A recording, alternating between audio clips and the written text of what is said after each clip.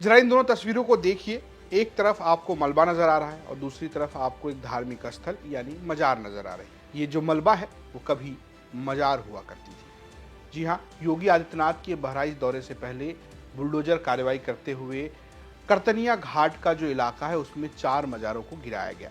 इन मजारों में लक्कड़ शाह, चमन शाह, भंवर शाह और सहन शाह की मजारें थी, जहां पर लोग अपनी धार्मिक आस्था व्यक्त करते थे। क्यों गिराई गई, क्या वजह है, सब आपको बताएंगे। लेकिन बड़ा सवाल यह है कि आखिर ऐसा हुआ क्यों और कौन थे लक्कड़ शाह और क्या इसका इतिहास है, वो जानिए। दरअसल लक्कड़ शाह की जो मजार है वो वहाँ बहुत फेमस है। हर शुक्रवार को मेला लगता था। इससे पहले लोग आते थे वहाँ पर अपने तरीके से धार्मिक आस्था व्यक्त करते थे। लक्कड़ शाह को लेकर आसपास के इलाके में कई सारी किंवदंतियां, कोई लिखित इतिहास नहीं है। जो लोग आसपास में बात करते हैं उसके मुताबिक लक्कड़ शाह का असली नाम सैयद शाह हुसैन था। ये माना जाता है कि उनका जो दौर था वो सिख गुरु गोविंद सिंह के वक्त का था। लोग जो बताते हैं कि लक्कड़ शाह को आंखें से दिखाई नहीं देता था, तो वो वहीं पर रहते थे। दरअसल जहां लक्कड़ शाह की मजार है उसके बगल में एक गुरुद्वारा भी है।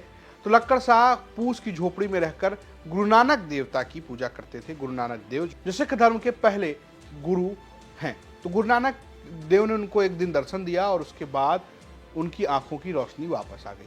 कहा जाता है कि लक्कड़ शाह को लेकर गुरु नानक देव ने ही कहा कि तुम्हारी तपस्या बिल्कुल लकड़ी जैसी हो, तुम तपस्या में लकड़ी हो गए। इसके बाद उन्हें लक्कड़ शाह के नाम से जाना जाने लगा और वहां पर मजार हो गई।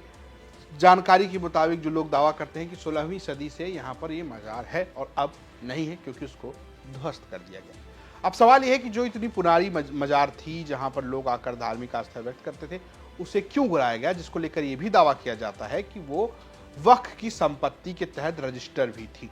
इसको लेकर जानकारी दी वन विभाग के डीएफओ ने। उनका यह कहना है कि ये जो है वन अधिनियम के खिलाफ था, इसलिए हमने इसको गिरा दिया। इंडियन फॉरेस्ट एक्ट 1927 और वाइल्ड लाइफ प्रोटेक्शन एक्ट 1972 के धाराओं के तहत जो भी जंगल क्षेत्र के अंदर अतिक्रमण पाया जाता है उसके ऊपर कार्रवाई करने की पावर डीएफओ को है।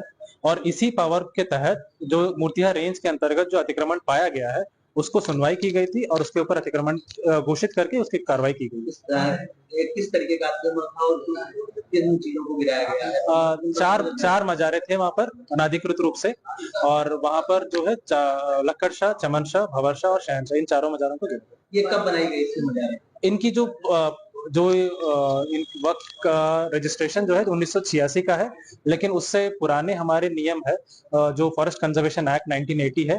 उस नियम के तहत अगर वन विभाग की जमीन को गैर वानिकी रूप के लिए करना है, उसके लिए भारत सरकार से परमिशन लिया जाता है। उनके पास ये कोई डॉक्यूमेंट नहीं था।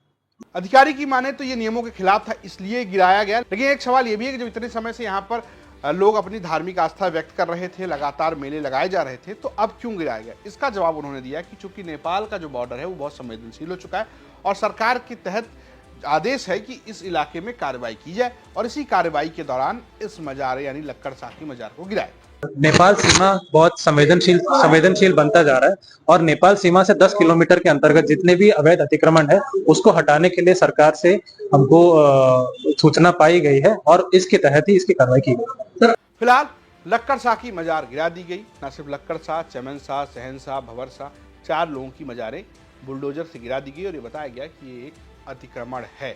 बाकी जगहों पर नोटिस दिया गया है। बहराइच में ये बड़ी कार्रवाई है। जिस तरीके से मजारों को गिराया गया है, उसी बहराइच में अगले दिन यानी जब हम आपको खबर बता रहे हैं, योगी आदित्यनाथ मुख्यमंत्री उत्तर प्रदेश के वो पहुंचे हुए हैं और ओम प्रकाश राजभर जो सुभाषपा के नेता हैं और योगी कैबिनेट में मंत्री हैं, और वहां पर अब राजा सुहेल देव के नाम पर एक भव्य पार्क और मेले का आयोजन होने वाला है।